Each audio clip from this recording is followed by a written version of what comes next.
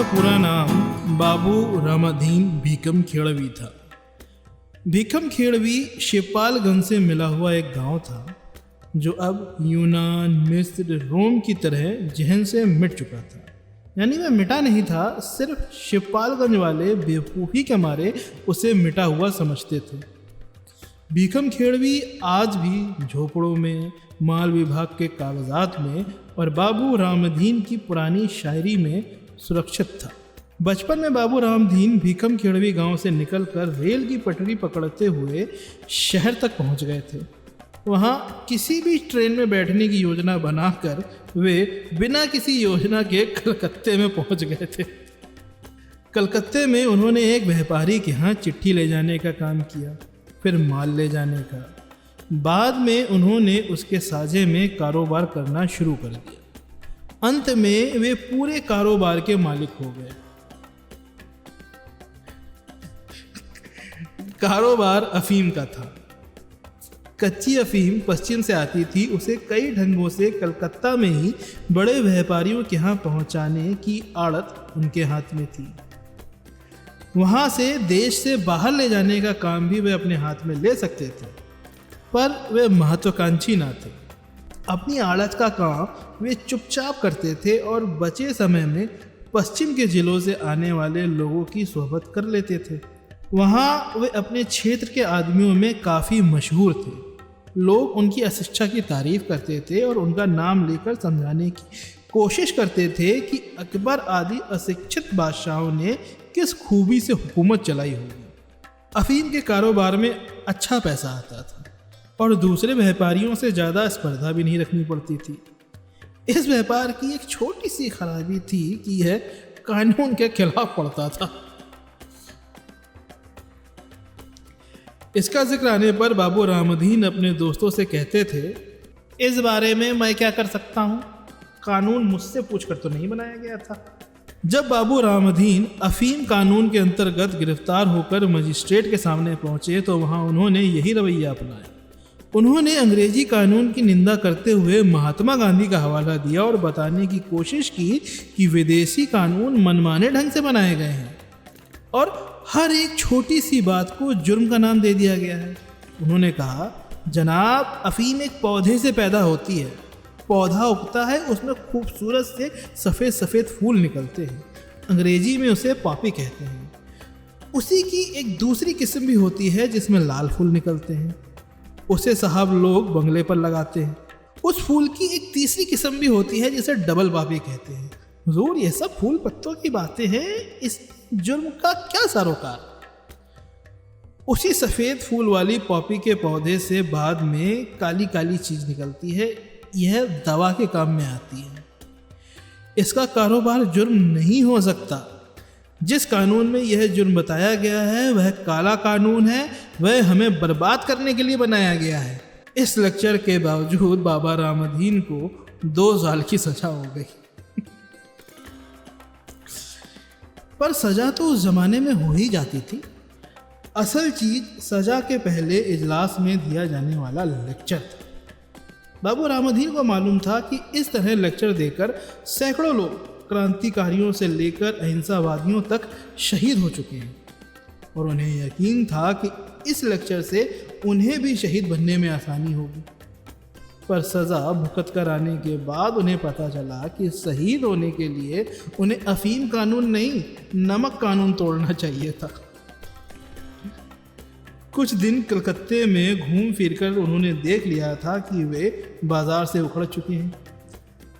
अफसोस में उन्होंने एक आधा शेर कहे और इस बार टिकट लेकर वे अपने गांव वापस लौट आए। आकर शिवपालगंज में बस गए।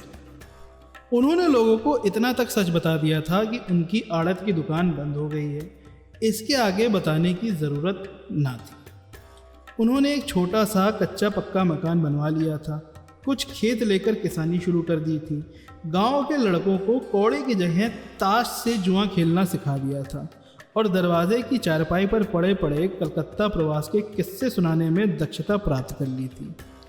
तभी गांव पंचायतें बनी और कलकत्ते की करामात के सहारे उन्होंने अपने एक चचेरे भाई को सभापति भी बनवा दिया। शुरू में लोगों को पता ही नहीं था कि सभापति होता क्या है। इसलिए उनके भाई को इस पद के लिए चुनाव तक नहीं लड़ना पड़ा। कुछ दिन बाद लोगों को पता चल गया कि गांव में 2 सभापति हैं, जिसमें बाबू रामाधीन गांव सभा की जमीन का पट्टा देने के लिए और उनका चचेरा भाई जरूरत पड़े तो गमन के मुकदमे में जेल जाने के लिए है। बाबू रामाधीन का एक ज़माने में गांव में बड़ा दौर दौरा था।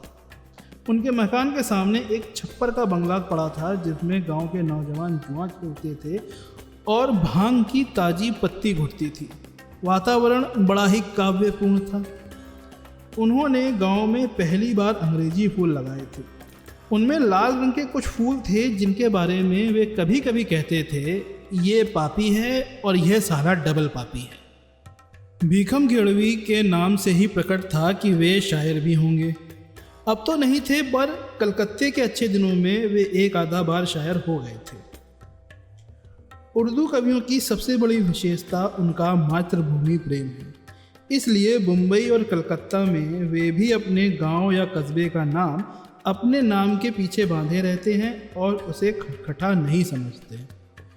अपने को गोंडावी, सलोनावी और अमरोही कह के वे कलकत्ता और मुंबई के कूप मंडूक लोगों को इशारे से समझाते हैं कि सारी दुनिया तुम्हारे शहर में ही सीमित नहीं है। जहाँ बम्बई है वहाँ गोंडा भी है। एक प्रकार से ये बहुत अच्छी बात है, क्योंकि जन्मभूमि के प्रेम से ही देश प्रेम पैदा होता है। जिसे अपने को बम्बई में सांडिल्यवी कहते हुए शर्म नहीं आती, वही कुर्ता पैजामा पहनकर, मुंह में 4 पान खाकर और 4 लीटर थूक भरकर न्यूयॉर्क के फुटपाथ पर अपने देश की सभ्यता का झंडा खड़ा कर सकता है।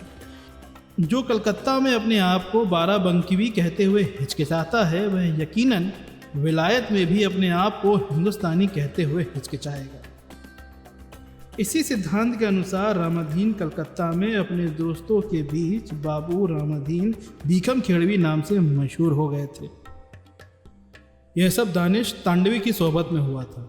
वे तांडवी की देखा देखी उर्दू कविता में दिलचस्पी लेने लगे, और चूंकि कविता में दिलचस्पी लेने की शुरुआत कविता लिखने से होती है, इसलिए दूसरों को देखते देखते उन्होंने एक दिन एक शेर लिख डाला। उसे जब तांडवी साहब ने सुना, जैसा एक शायर दूसरे शायर के लिए कहना चाहिए, कहा, अच्छा शेर कहा है। रामाधीन ने कहा, मैंने तो शेर लिखा है, कहा नहीं है। वे बोले, गलत बात, शेर लिखा नहीं जाता। पर मैं तो लिख चुका हूँ। नहीं, तुमने शेर कहा है, शेर कहा जाता है, यही मुहावरा है। उन्होंने रामाधीन को शेर कहने की कुछ आवश्यक तरकीबें समझाईं। उनमें से यह बात थी कि शायरी मुहावरे के हिसाब से होती है, मुहावरा शायरी के हिसाब से नहीं होता। दूसरी बात शायर के उपनाम की थी। तांडवी ने उन्होंने सुझाया कि तुम अपना उपनाम ईमान शिवपालगंजी रखो, पर ईमान से तो उन्हें यह एतराज़ था कि उन्हें इसका मतलब नहीं मालूम। शिवपालगंजी इसलिए खारिज हुआ क्योंकि उनके असली गांव का नाम भीखम खेड़ा था, और उपमान से ही उन्हें इसलिए एतराज़ था कि अफीम के कारोबार में उनके काफ़ी उपनाम चलते थे और उन्हें कोई नया उपनाम पालने का शौक़ नहीं था। परिणाम यह हुआ कि वह शायरी के क्षेत्र में बाबू रामाधीन भीखम खेड़वी बनकर रह गए। कलूटी लड़कियां हर शाम मुझे छेड़ जाती हैं। कलूटी लड़कियां हर शाम मुझे छेड़ जाती हैं, इस मिसरे से शुरू होने वाली एक कविता उन्होंने अफीम की डिब्बियों पर लिखी थी। पर शायरी की बात सिर्फ दानिश तांडवी की सोहबत तक ही रही। जेल जाने पर उनसे आशा की गई थी कि दूसरे महान साहित्यिकों और कवियों की तरह अपने जेल जीवन के दिनों में वे अपनी कोई महान कलाकृति रचेंगे और बाद में एक लंबी भूमिका के साथ जनता को पेश करेंगे। पर वो 2 साल जेल के खाने की शिकायत और कैदियों से हंसी मजाक करने, वार्डनों की गालियां सुनने और भविष्य के सपने देखने में बीत गए।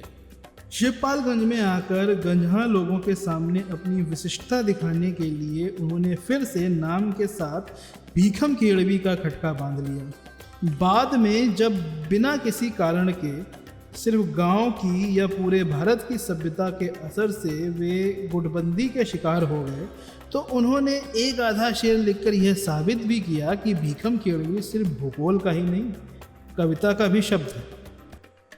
कुछ दिन हुए बद्री पहलवान ने शिवपालगंज से 10 मील आगे एक दूसरे गांव में एक आटा चक्की की मशीन लगाई थी। चक्की ठाठ से चल रही थी और वैद्य जी के विरोधियों ने कहना शुरू कर दिया था कि उसका संबंध कॉलेज के बजट से है। इस जन भावना को रामाधीन ने अपनी इस अमर कविता के द्वारा प्रकट किया था। क्या करिश्मा है ए रामाधीर भीखम केड़वी, खोलने कॉलेज चले, आटे की चक्की खुल गई। गांव के बाहर बद्री पहलवान का किसी ने रिक्शा रोका। कुछ अंधेरा हो गया था और रोकने वाले का रामाधीर बोले, रो नहीं रहा हूँ, शिकायत कर रहा हूँ। वैद्य जी के घर में तुम ही एक आदमी हो, बाकी सब पंसक्खा हैं। इसलिए तुमसे कह रहा हूँ कि एक चिट्ठी आई है जिसमें डकैतों ने मुझसे 5,000 रुपये की मांग की है और कहा है कि अमावस की रात दक्षिण वाले टीले पर दे आओ। बद्री पहलवान ने अपनी जांघ पर हाथ मारकर कहा, मन हो तो दे आओ, ना मन हो तो एक कौड़ी भी देने की जरूरत नहीं है। अब इससे ज़्यादा क्या कहें। चलो रिक्शे वाले, घर नज़दीक है, बाहर पिसी हुई भांग तैयार होगी, पी कर नहा धोकर कमर पर बढ़िया लंगोट कस कर ऊपर एक कुर्ता झाड़ कर बैठक में घूमकर बैठा जाएगा। लोग पूछेंगे, पहलवान क्या कर आए? आँख बंद करके दूसरों के सवाल सुनेंगे और दूसरों को ही जवाब देंगे। देह की ताकत और भांग के घुमाव में सारे संसार की आवाज़ें मच्छर की भिनभिनाहट सी पड़ती हैं। सपनों में डूबते उबरते हुए बद्रीनाथ को इस वक्त सड़क पर रोका जाना बहुत खला। उन्होंने रिक्शे वाले को डपट कर दोबारा कहा, तुमसे कह रहा हूं ना चलो, पर वह चलता कैसे। रामाधीन अब भी रिक्शे का हैंडल पकड़ रखे था। उन्होंने कहा, रुपये की बात नहीं है, मुझसे कोई क्या खाकर रुपया लेगा। मैं तो तुमसे बस इतना कहना चाहता था कि रुपन को हटक तो। अपने आप को ज़्यादा ही समझने लगे, नीचे नीचे चले आसमान की तरफ। बद्री पहलवान अपनी जांघों पर जोर लगाकर रिक्शे से नीचे उतर पड़े। रामाधीन को पकड़कर रिक्शे वाले से दूर ले गए और बोले, क्यों अपनी ज़बान खराब करने जा रहे हो? क्या किया रुपन ने? रामाधीन ने कहा, मेरे घर यह डाके वाले चिट्ठी रुपन ने ही भिजवाई, मेरे पास इसका सबूत है। पहलवान मुनमुनाया, 2-4 दिन के लिए बाहर निकलना मुश्किल है। उधर मैं गया और इधर यह चोचला खड़ा हो गया। वो सोचकर बोले, तुम्हारे पास सबूत है तो फिर घबराने की क्या बात है। रामाधीन को अभयदान देते हुए उन्होंने जोरों से कहा, तो फिर तुम्हारे यहाँ डाका वाका ना पड़ेगा, जाओ चैन से सो जाओ। रुपन डाका नहीं डालती, लौंडे हैं, मस्करी की होगी। रामाधीन ने कुछ तीखेपन से बोला, सो तो मैं भी जानता हूँ रुपन ने मस्करी की है, पर यह मस्करी भी कोई मस्करी है। बद्री पहलवान ने सहमति प्रकट की, कहे तो तुम ठीक रहे हो, टुच्ची ढंग की मस्करी है ये। सड़क पर एक ट्रक तेजी से आ रहा था। उसकी रोशनी में अपनी आंखें झिलमिलाते हुए बद्री पहलवान ने रिक्शे वाले से कहा, अरे रिक्शा किनारे करो, तुम्हारे बाप की सड़क नहीं है। रामाधीन बद्री का स्वभाव को जानते थे। इस तरह की बात सुनकर वे बोले, नाराज होने की बात नहीं है पहलवान, पर यह सोचो कि यह भी कोई बात है। वह रिक्शे की तरफ बढ़ाए थे। बैठते हुए बोले, जब डाका ही नहीं पड़ना है तो हम क्यों बहस करें। चलो रिक्शे वाले। चलते चलते उन्होंने कहा, रुपन को मैं समझा दूंगा, यह बात ठीक नहीं है। रामाधीर ने पीछे से आवाज़ ऊंची करके कहा, उसने मेरे यहाँ डाका पड़ने की चिट्ठी भिजवाई है, इस पर उसे सिर्फ समझाओगे? यह समझाने की नहीं, जुतियाने की बात है। रिक्शा चल दिया था। पहलवान ने बिना सर घुमाए जवाब दिया, बहुत बुरा लगा हो तो मेरे यहाँ भी वैसी एक चिट्ठी भिजवा देना।